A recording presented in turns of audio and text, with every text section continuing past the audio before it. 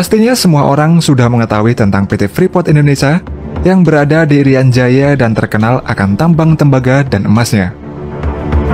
Saking banyaknya jumlah biji tambang yang ada di tambang PT Freeport ini, membuatnya menjadi tambang tembaga dan emas yang terbesar di Indonesia dan salah satu yang terbesar di dunia.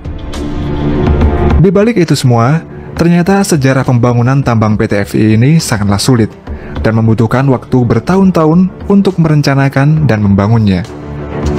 Nah, berikut ini adalah sejarah dan fakta mega proyek tambang yang terbesar di dunia.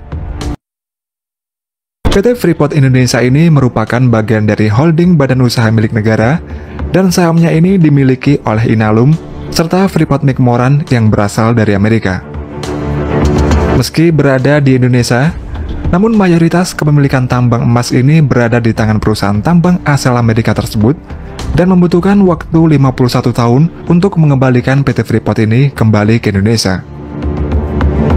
Penemuan tambang emas ini bermula dari penelitian seorang geolog Belanda yang bernama Jean-Jacques Dossy, di mana dalam laporannya Dossy ini menulis terdapat gunung tembaga di Papua yang dia beri nama Esbek.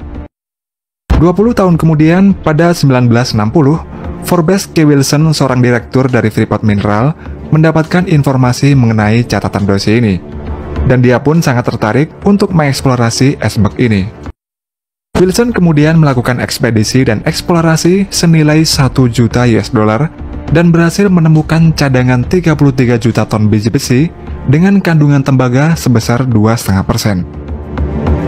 Lalu pada 5 April tahun 1967, setelah mendapatkan izin dari pemerintah Indonesia, Freeport akhirnya membuka pertambangan yang bernama PT Freeport Indonesia di Irian Jaya. Untuk membangun pertambangan di lokasi Gunung Esbek ini, Freeport menyewa firma terkenal bernama Bechtel yang berasal dari California, Amerika Serikat. Pembangunan pertambangan tersebut ternyata memiliki medan yang sangat sulit dan ekstrim, karena mereka ini harus membangun jalan sepanjang 120 km dan jalurnya ini melewati hutan serta sungai dan pegunungan setinggi lebih dari 4.000 meter. Selain itu, untuk mempermudah pembangunan tambang di Esbek ini, sekitar 11 km dari Gunung Esbek ini, Freeport membangun kereta gantung di atas kaki tebing setinggi 609 meter, dan membuatnya ini menjadikan sebagai kereta gantung yang tercuram di dunia. Kereta gantung ini juga merupakan kereta gantung yang terpanjang di dunia pada waktu itu, dengan panjang rutenya mencapai 2.743 meter. Kereta gantung ini digunakan untuk membawa berbagai macam material serta alat berat untuk membangun tambang di Gunung Esbek.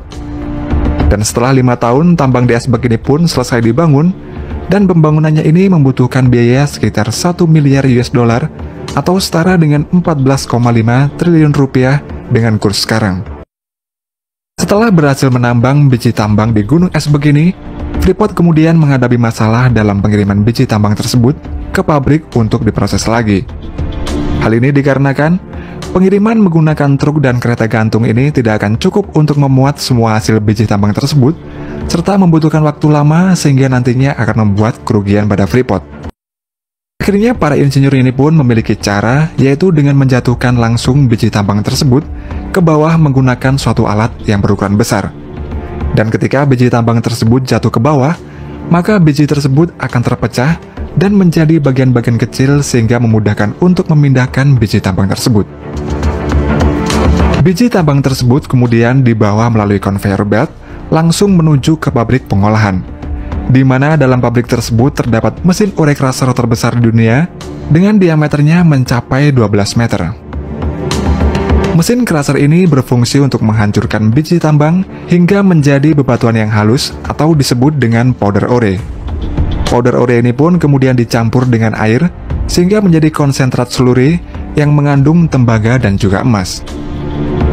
Untuk selanjutnya, konsentrat ini pun diproses lagi dengan cara dilebur atau disebut juga dengan smelter, di mana setiap tonnya ini terkandung 317 kg tembaga, 30 gram emas, dan sekitar 30 gram perak.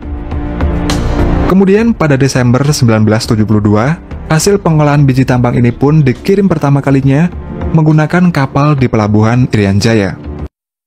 Setelah itu, karena cadangan Esbek ini diperkirakan habis pada 1987, Maka pada tahun 1984, pimpinan Freeport-McMoran memerintahkan semua jajaran Freeport untuk eksplorasi mencari lokasi tambang lain.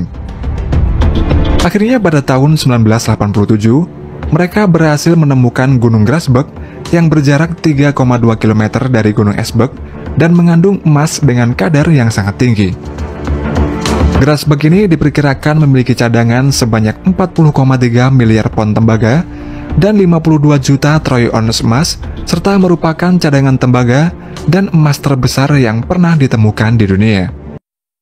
Lokasi Grasberg ini jauh lebih terpencil dan lebih ekstrim lagi dibandingkan dengan Esberg karena terhalang banyak tebing curam dan tinggi. Namun dengan adanya para insinyur, hal tersebut dapat diatasi dengan penggunaan teknologi modern. Kemudian karena terdapat tebing yang menghalangi antara Esberg dan Grasberg ini setinggi 4.000 meter lebih, maka untuk membuat akses dari tambang Esberg ke Grasberg, Freeport ini membuat heat road yang tidak seperti jalan pada umumnya. Heat road ini memiliki sudut kemiringan antara 22 derajat hingga 30 derajat, serta jalurnya ini berliku-liku dan terus menanjak hingga ketinggian 4.114 meter. Keberadaan heat road ini sangatlah membantu dalam pengiriman biji tambang dari Grasberg ke Esberg untuk proses pengolahan. Serta heat road ini juga untuk membawa berbagai macam komponen alat berat yang beratnya ini mencapai puluhan ton. Grasberg mulai dieksplorasi pada tahun 1988. Proses penambangan pada Grasberg ini dilakukan non-stop siang dan malam, di mana setiap harinya dapat menambang sebanyak 600.000 ton biji tambang per harinya dengan menggunakan berbagai macam alat berat yang terbesar di dunia. Salah satu alat berat yang digunakan dalam pertambangan Grasberg ini yaitu menggunakan shovel yang terbesar, di mana dalam sekali angkut alat ini dapat mengangkut bebatuan tambang sebanyak 80 ton per angkutnya. Dan juga untuk dump trucknya, mereka juga memiliki yang terbesar dengan kapasitas tampung sebanyak 320 ton dan beratnya mencapai 500 ton dalam kondisi penuh. Namun di balik itu semua, sejak 1967 sampai 2018 atau sepanjang 51 tahun lamanya, perjalanan bisnis Freeport ini penuh dengan polemik dan berbagai isu. Mengingat selama puluhan tahun tambang penuh potensi mineral ini dinilai lebih banyak memberi manfaat ke Amerika daripada ke Indonesia.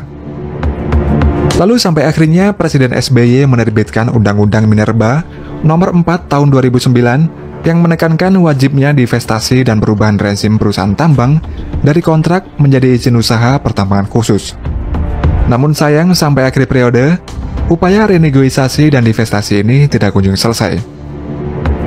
Upaya divestasi ini kembali digalakkan oleh Presiden Jokowi. Selama 3,5 tahun, tim yang dibentuk oleh Presiden Jokowi ini aktif negosiasi ke PT Freeport-McMoran untuk mengakuisisi 51% saham PT Freeport Indonesia. Dan pada 27 September 2018, pemerintah menandatangani 3 perjanjian sekaligus yang menandakan transaksi akuisisi ini tuntas dan saham 51% PT Freeport Indonesia ini jatuh ke pemerintah Indonesia.